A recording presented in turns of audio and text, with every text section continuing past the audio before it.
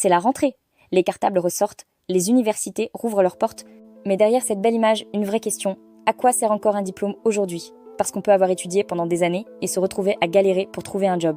Beaucoup d'ingénieurs, de professeurs, de médecins formés en Afrique découvrent que leurs diplômes ne sont pas reconnus à l'étranger.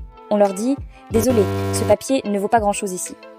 Résultat, ils finissent dans des petits boulots alors qu'ils ont toutes les compétences. Et le plus fou, c'est quand tu compares avec les États-Unis. Leurs universités sont parmi les plus chères et les plus prestigieuses du monde, mais soyons honnêtes, le niveau moyen de leurs étudiants n'est pas toujours à la hauteur de la réputation.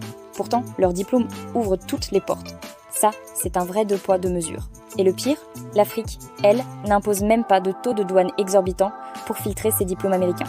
Bon, sauf si un jour Trump revient et décide que même les diplômes doivent payer des taxes à l'importation, mais c'est pas qu'un problème africain. Même avec un diplôme européen, décrocher un job stable est un parcours du combattant. En Belgique par exemple, combien de jeunes ingénieurs ou profs se retrouvent au chômage ou enchaînent les contrats précaires ?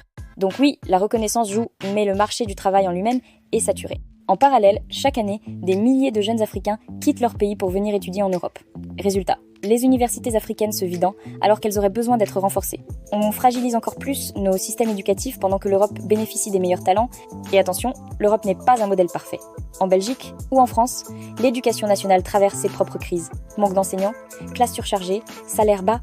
Les profs eux-mêmes se sentent dévalorisés. Alors si déjà ici, les diplômés doutent de leur avenir, imaginez ce que vivent ceux qui viennent d'ailleurs chercher reconnaissance. Mais il y a une autre voie, celle de l'entrepreneuriat, de la création locale, des projets technologiques qui émergent directement depuis l'Afrique. Beaucoup choisissent de donner de la valeur à leurs compétences sans attendre la validation extérieure. Et ça, c'est puissant.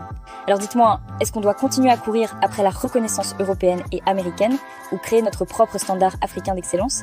Partagez vos avis en commentaire, abonnez-vous et rappelez-vous, un diplôme, ce n'est pas seulement un papier, c'est ce qu'on en fait qui compte. C'était Alia, ton IA préférée.